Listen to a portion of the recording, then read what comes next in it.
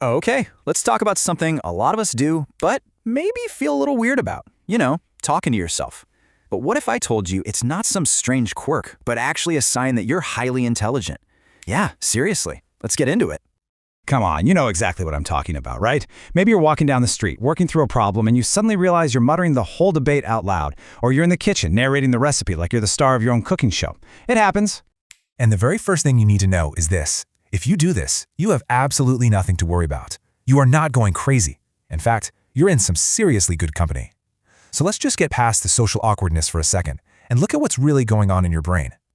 For the longest time, talking to yourself has been painted as, well, a bit off. You see it in movies all the time, right? It's the go-to signal for someone who's kinda lost touch. But that, it turns out, is just a total misconception. A lot of people just write it off as their own weird, maybe slightly embarrassing personal habit. That thing you quickly stop doing the second you realize someone else is in the room. But what if it isn't a quirk at all? So let's completely reframe this, because modern psychology gives us a whole new way to think about it. It's time to stop seeing this as some weird oddity and start seeing it for what it actually is.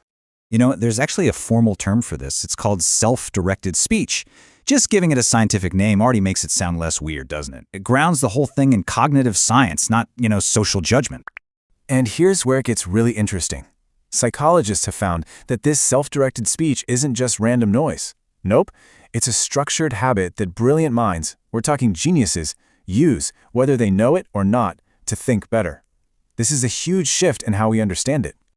So, the most important thing to get is this. Talking to yourself is a cognitive tool. Seriously, think of it like a piece of software that your brain uses to upgrade its own performance.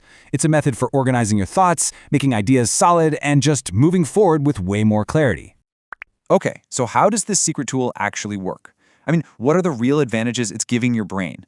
Let's break down the key benefits, because they're pretty cool. So, research points to 3 major perks. First up, faster idea processing. Look, our thoughts can be a tangled mess, right? But when you actually say an idea out loud, you force your brain to translate that abstract thought into concrete words. That simple act helps you lock in the concept and process it way faster. Second, you get much more effective problem solving. When you verbalize a problem, you give it structure. You're basically explaining it step by step, almost like you're teaching someone else.